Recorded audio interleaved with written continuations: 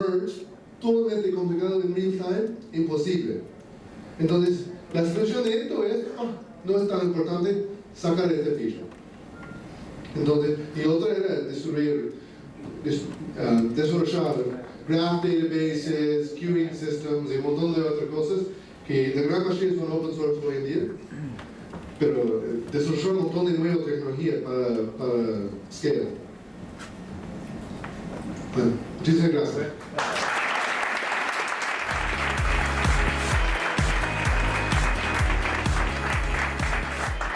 First of all, I'll have to go behind a guy with Wi-Fi, and then I have to go behind Twitter, and then I only fucking speak English. What the fuck? I'm just screwed entirely. And then, we're gonna make this No, work. it's not working. If all else fails, I dance. So I'm excited to be here. How many folks have heard of National Geographic? We're a small magazine channel company. Raise your hand. Okay, how many folks know that we have a music division and we actually publish musicians on a record label? Ooh, a lot of hands there. How many folks know that we do movies? Okay, I'm going to show another side that you guys probably don't know about, but I'm going to allow our explorers to do it for me. And just one final one to put a point on. Commercial whaling is an extremely sensitive issue. And if we can get evidence of the slaughter on camera, it's irrefutable. Cameras are the most powerful weapon we have. So what you saw there was a filmmaker, an engineer, a photographer. And when we think of National Geographic, we're explorers, we're innovators, we're photographers, we're filmmakers, we're storytellers, we're dreamers, we're scientists, we're everyone who is in this room, but we're pushing the boundaries and we're trying to do things. And so we have this nonprofit side which invests in the next generation of explorers. And we give small grants. And we like to call it adventure capital. So instead of venture capital, we call it adventure capital. And we invest in the next generation of scientists. And these are 5 things that we look for in the different folks. And I think you'll see this as familiar as a technology company. You guys interact with startups. You got to dare to explore. You got to be lean and scrappy. You got to embrace failure and learn fast. I think that's something that Evan kind of talked about. Not always did Twitter get it. Not always did Jack and Evan. Sometimes they stayed on an idea too long, but once they realized it, they were able to kind of move on. Put imagination into action. Who would have ever thought of Twitter? Right? Someone did. They wrote it on a napkin, and that began Twitter. Invest in passion, people, and culture. And the way that we do this is a photographer has enough courage to jump into the water with a leopard seal that's 3 times the size of him, and that can easily eat him, and is able to take a photo like this. And so here's the next generation of explorers at National Geographic. You'll notice we have a cyborg anthropologist, we have an ecologist, we have an engineer, we have an anthropologist, we have an archaeologist, we have a crisis mapper. These are folks that we just announced this week that are going to be the next emerging explorers. And we're really excited about that. We've been doing it for 124 years. We've given over 10,000 grants. And we've given grants around the world. And we're going to continue to kind of increase this with some new initiatives both within China, within Northern Europe, and they're talking about extending that into Latin America as well. But this is a different side of National Geographic that folks don't normally see. And out of that entrepreneurship, the way that you get the story out is you have to do it through storytelling. Twitter doesn't work if they don't tell the story of what the product is, right? The products that you work on, if your clients, if your consumers don't know what the product is, if it can't be sold to them, no matter how much wonderful code you put into it, no one gives a fuck. And we've seen great products that have gone by the wayside. I personally think Betamax was way better than VHS, but that's just me, because I'm way too old. So the stories are really important because stories are meaningful, they're enjoyable, they're empowering, they're sociable. we forget how important storytelling is. And you guys tell storytelling in a different way, right? In the design that you make, in the code that you write, you're telling a story. You may not look at it that way, but when a consumer falls in love with your product, that's an object, there's a story, there's a romance that's going on. And that's exciting. That's what gets someone really excited about something. That's why I've been checking Facebook probably 29 times since I've been here, because I'm addicted to that motherfucker. Don't tell anyone I'm addicted. They may take it away from me. So here's a great example. We sent a writer from our headquarters in Washington, D.C. down to Antarctica. We basically said, hey, can you take a bus from D.C. all the way down? He had to take a plane twice and a boat once, but he did a really good job. But along the way, he took a picture. Picture happened to be of an all-black penguin that no one had seen before. In fact, the scientist that we talked to it about, said it was a 1 in a gazillion chance that he would have seen it, right? So let's think about this. He went on a journey that he didn't know what was going to happen. You guys start products and projects where you have an idea of what you want to go. You know what the destination is, but you never know what the journey is going to lead you to. And then along the way, he stumbled upon this magic moment. Isn't that what Evan just walked us through? Started with audio. Then it kind of veered a little bit because the path took them a different way. And then it veered back a little bit different way. And then ultimately it took them to this destination that they didn't even expect, which ultimately was Twitter. So stories are meaningful, they're enjoyable, they're empowering, and they're sociable, but they don't mean anything unless you share your stories. And this is the beauty of social. Because social and stories bind us together as human beings. It makes us want to connect, have conversations, know what the other person is thinking and why they're thinking. So why does social media work? Well, social media works because of that very thing. It's because it's human beings connecting with other human beings around different objects. And so we could go through the fact, and I could do a 2-hour lecture on Aristotle calling us social animals. And I think I'm going to do that. So let's, for the next 2 hours, let's actually talk. No, that would be unfair. And I wouldn't torture you that way because I believe there's probably some beer around here or something like that, right? Okay. So Facebook, this is kind of where I kind of pimp myself for a second in Facebook. And the only reason I do this, you guys probably know these numbers, 100 billion, they went IPO today.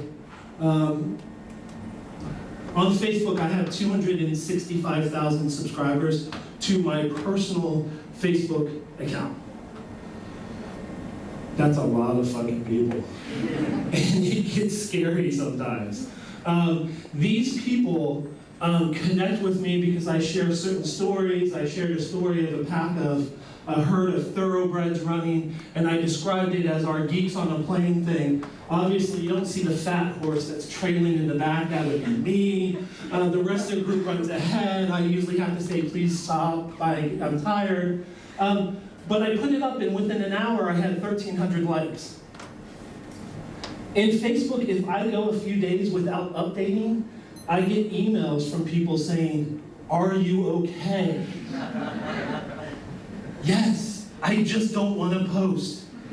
And it's surreal, but it's this amazing kind of relationships. And there are people from all around the world. It's not my close friends that are asking me that, because my close friends would just text me, because they know I don't pick up the phone, and the only way they can get a hold of me is either text me or DM me on Twitter, and even then I may not reply.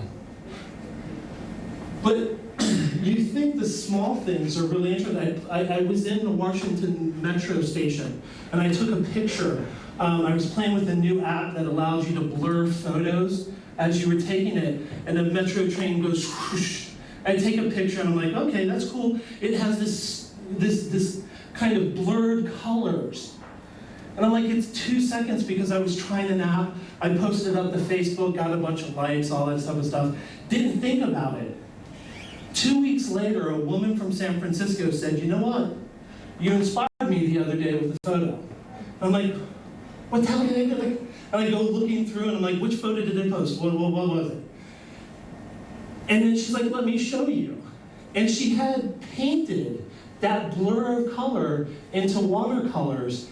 And she spent the day. It took me 5 seconds to take the photo. It must have taken her a day to paint the painting. That's the power of social. That's the beauty of this software. YouTube, there's not really much to say about that. There's just a shit ton of video. We put a lot of video up too. Proud of the video we put up. Google Plus. I really don't know why I had to slide in there. No one uses Google Plus. Come on, it sucks. 67% of the users are males. Now guys, that's not a problem. But when all my female friends say they start getting put into circles that are called brunette circles, blonde circles, stacked circles, that starts to sound like it's a dating or porn site to me. So Google has to figure that one out. Instagram, I don't know what to say. I guess if you can spend 1% of your market cap to take, purchase your biggest competitor, you do it, right? Maybe not. I don't know. I don't know if I would. But that's essentially what would happen. But so for instance, right now, these are Instagram photos of some of our explorers that are climbing Mount Everest. And in case you didn't know, Mount Everest has 3G connections on the mountain. I didn't know that. But those photos are pretty awesome. And you can follow them as they climb and they're sharing those photos. But it's that moment, right? It's bringing people into the moment and allowing them to be a part of it and cherish that. There's 5 changes that are really going on when you start to think about social and you start to think about communities, and especially brand communities. It's no longer domain-centric. It's not about come-to-my.com. It's about the fact that there's an ecosystem out there, and I want to take my software, I want to take my experiences, I want to take my stories to wherever you are. And if that's in Instagram, or if that's in YouTube, or if that's in food spotting, or any of the number of other startups that you're seeing, I want to do that. It was about control. You always hear this, how do we control the users? If you're asking that question, you don't fucking understand this shit. And I'm serious about that. I mean, this whole notion that, oh, we can control the user. No. The user comes in to your product and starts to say, well, what can I do with it? And if they don't think you built it the way they want to use it, they'll start to force it into another direction. But that's awesome. That means that they're invested in the experience, that they want to do something with it. And that's why it's so important to kind of measure and look at the data. I don't see that as a problem. You should never say, damn it, we got the product wrong. It means, no, guess what? They saw it and this is where they wanted to go. That's liberating, that's exciting, follow that journey. It's not about mass populations, it's about niches, it's about platforms and appies, and it's consumption. It's no longer just consumptions, it's action. They want to do stuff. So National Geographic, our US page has more than 10 million fans. Our Latin America page has roughly 8 or 9 maybe by now. The game has changed. Everyone is engaged in social for the most part. I think it's 1.5 billion people have been kind of connected to some social platform. They're doing some social thing. But the game has changed in the sense that it's no longer a democratic thing. How many people know what this algorithm is? This is Facebook's EdgeRank. This is the algorithm they use to determine whether or not content gets into your newsfeed. And so people look at this and they're like, well, what are you talking about? And I sit there and say, well, do you think in your Facebook newsfeed you get all the content from your connections? And they're like, yes, I do. I'm like, no, unless you've changed the settings, you don't. What Facebook does is it looks whether or not I'm interacting with you. If I'm not liking your comments, if I'm not commenting on them, if I'm not sharing them, then they don't think that we're interacting. And so what they'll slowly do is, if I'm not, they'll decay it and say, don't show up as much in his news feed because that relationship isn't important. But his is because I'm commenting all the time. And that's just because there's billions of objects going through Facebook. It's just coming, and they have to figure out the right filter, right? When you have a data set, when you have content that's just flowing so fast, what do you do for the user? You can't overwhelm them. So they came up and said, look, we'll put a filter. And there's something about time and decay and things like that. And we can talk about when you post something in Facebook, that the half-life is 2.5 hours to 3 hours. This language I'm speaking is the language that folks need to understand about platforms. And a lot of the clients don't know that, the marketers don't know that, the advertisers don't know that, and the consumers don't. And maybe they shouldn't, right? Because they want the best experience possible. And if this helps get them the best experience, then more power to it. But it is something that you're starting to see a lot of agencies start to sit there and kind of quiz people on whether or not you know certain platform algorithms and how they're controlling the content that's going through it. Boundaries are fading, and boundaries, what I mean by that is geopolitical boundaries, geographic boundaries, social boundaries, economic boundaries. This is a data visualization that an intern at Facebook did that starts to map the relationships of individuals in Facebook.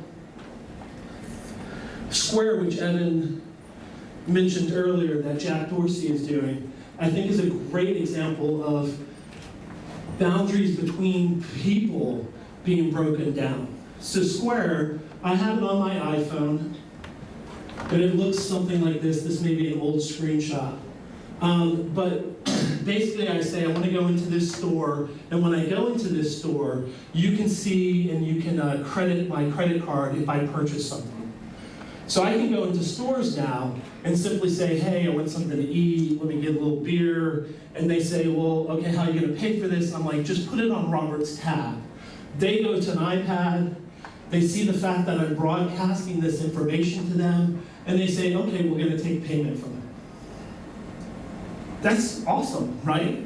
Because what that does is that there's normally this tension between the customer and the person taking money, right? There's always that weird, awkward battle over, like, is it credit, is it pay? Like, what? It just becomes this ugly dance. And here's the technology coming in and saying, well, no, it's about the relationship. Don't worry about that. You can probably find my phone number out there. Just don't call me. It's not because I don't want to hear from you. I don't even pick up the phone for my mom. That's analog technology. I'm much better with the tweets and the DMs and stuff like that. But thank you for sharing your time with me tonight.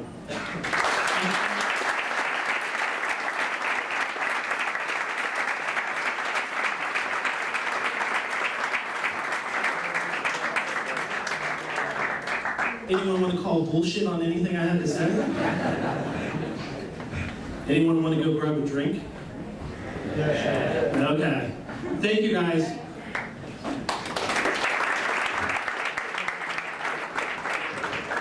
Creo que hemos aprendido un montón de cosas hoy, estuve tomando algunas notas y realmente me pareció súper inspirador.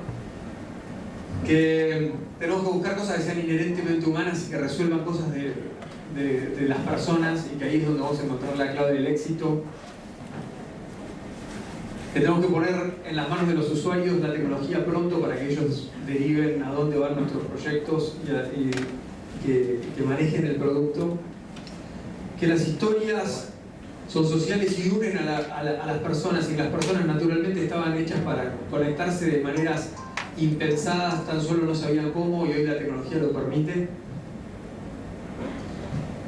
Y que básicamente hay que apalancarnos mucho en este esfuerzo de comunidad, en poder aprender, como Eva nos contaba, las tecnologías y en poco tiempo cómo pueden desarrollar algo, cómo en poco tiempo podemos viralizar. Es realmente súper importante si es que tenemos la pasión de poder descubrir. Así que agradezco mucho a Richard. Thank you very much for sharing with us all this. It was really enlightening. Ok, ahora voy a invitar a Romina ¿Tenemos un sorteo o algo así? No, o te vamos a organizar. Primero organizamos algo. ¿no? Sí. ¿Lo importante? Sí. Invitamos unos tragos y muchas gracias a todos por venir. Radical.